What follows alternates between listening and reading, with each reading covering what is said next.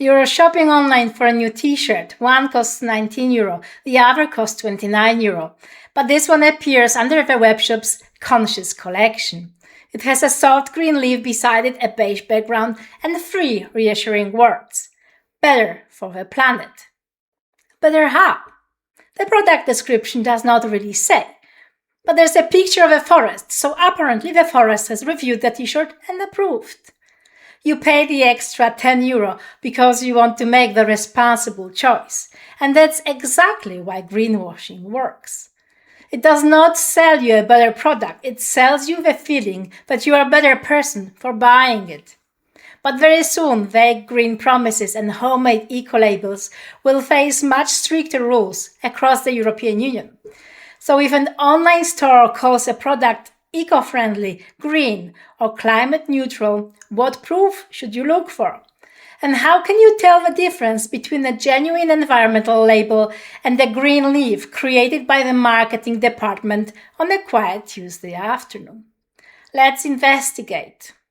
Welcome back to WebshopSavvy, where we help you consumers shop smarter, understand their rights, and occasionally ask inconvenient questions about suspiciously enthusiastic green leaves.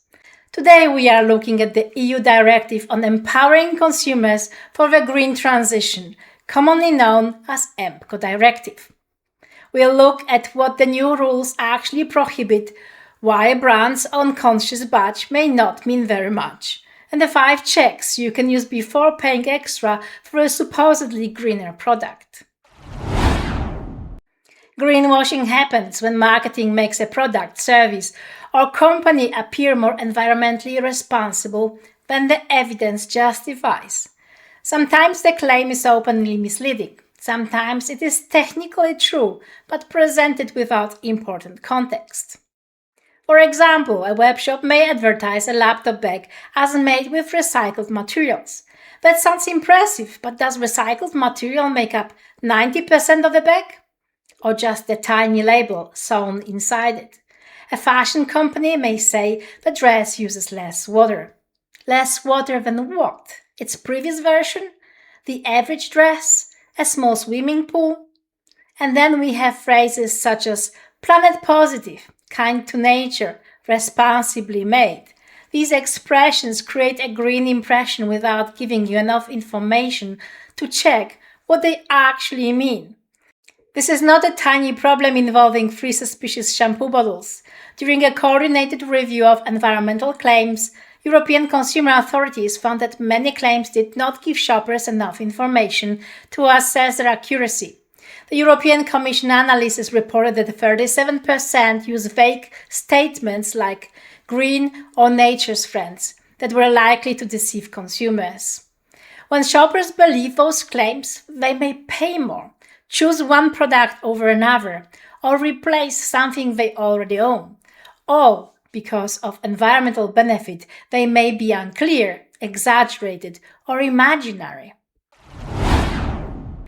The EMPCO directive was adopted in 2024. EU countries had to bring it into national law but by 27 March 2026, and the new rules will apply from September 2026. That date matters. At the time of recording, the rules are approaching, but they are still not fully applicable across the EU. However, misleading environmental marketing can already breach existing national and EU consumer protection rules. EMPCO makes several practices more explicitly prohibited and gives authorities a clearer legal toolbox. First, generic environmental claims will be prohibited when the trader cannot demonstrate recognized excellent environmental performance relevant to the claim. Examples may include environmentally friendly, eco-friendly, green, biodegradable, climate-friendly, energy efficient. This does not mean that every environmental statement is banned. Specific, properly supported information can still be used. Eco-friendly packaging is vague, but 100% of the energy used to produce this packaging comes from renewable sources is specific. You can understand what is being claimed, and the company can be asked to prove it. The rule is not to never say anything positive about the environment, The rule is say exactly what you mean and bring evidence. EMPCO also addresses claims that a product has a neutral, reduced, or positive environmental impact because greenhouse gas emissions have been offset. Imagine a web shop selling climate-neutral delivery.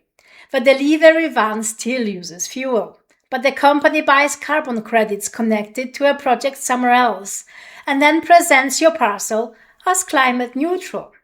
Under the new rules, companies will not be allowed to claim that the product is climate neutral, carbon positive, or has reduced climate impact when that claim is based on offsetting greenhouse gas emissions outside the product's own value chain.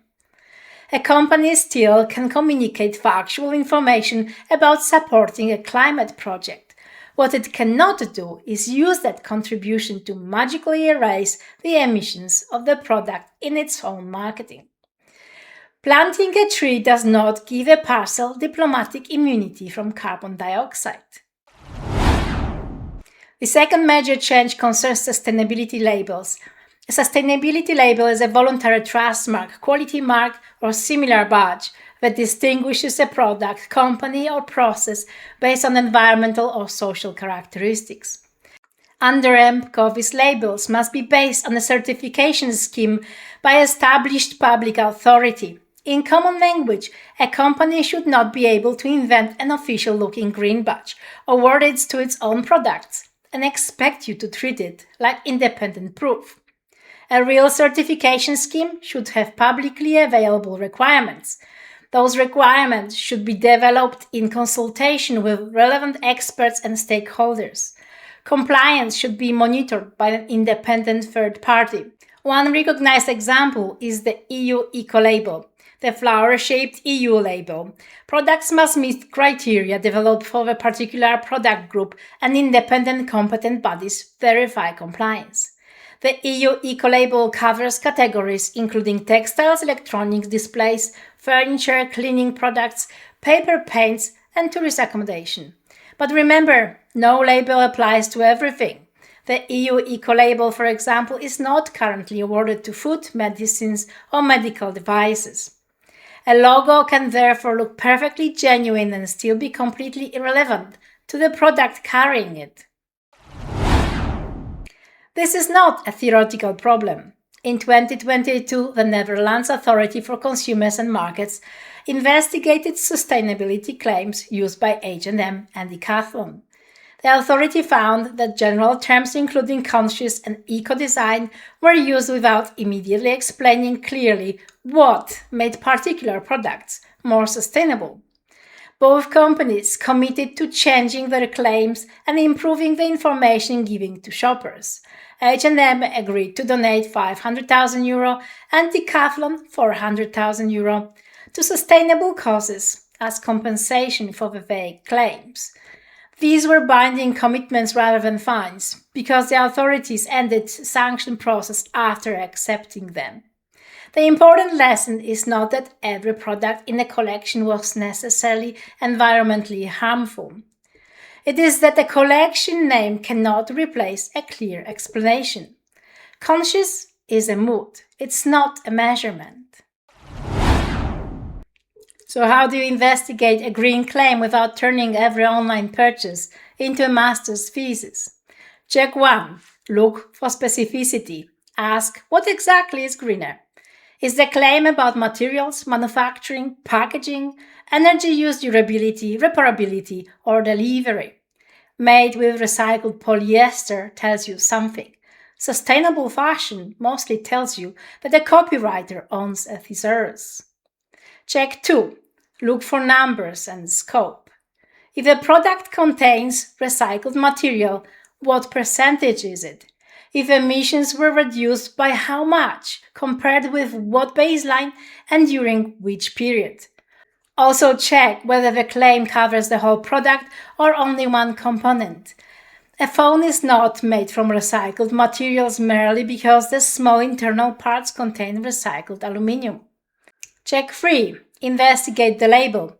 Click on the label if you can. Who owns it? Who created the criteria? Who checks compliance? Can you find the certification body and the public rules? If a label exists only on that company's webshop and the company certifies itself, treat it as marketing, not independent verification. Check 4. Verify it outside the webshop. Search for the certification scheme independently rather than relying only on seller's explanation. For the EU Ecolabel, you can check the official EU Ecolabel catalog. Other reliable schemes should also provide information about their standard certification process and certified products or companies. Do not assume a badge is legitimate simply because it contains a globe, a leaf, or the word certified. Canva has many talents. Regulatory approval is not one of them. Check 5. Examine what's missing. A claim may be accurate but still create a misleading overall impression. A fashion item may contain 50% recycled fabric but still be designed to survive approximately 3 washing cycles and 1 very emotional difficult tumble dryer. A more sustainable material is relevant, but so are durability, production, transport, repairability, and what happens at the end of the product's life. One green feature does not automatically make the whole product sustainable.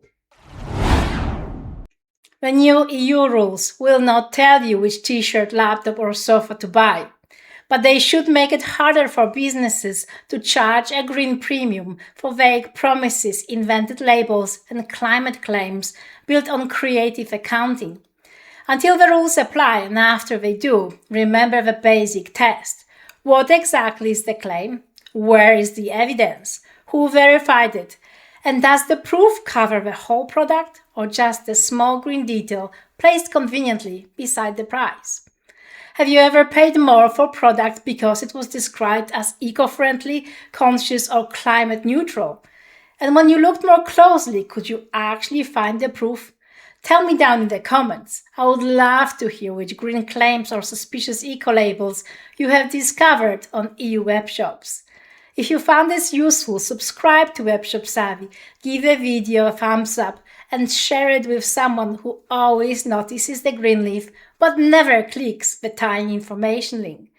Until next time, know your rights, question the label, and as always, shop smart. See you next time!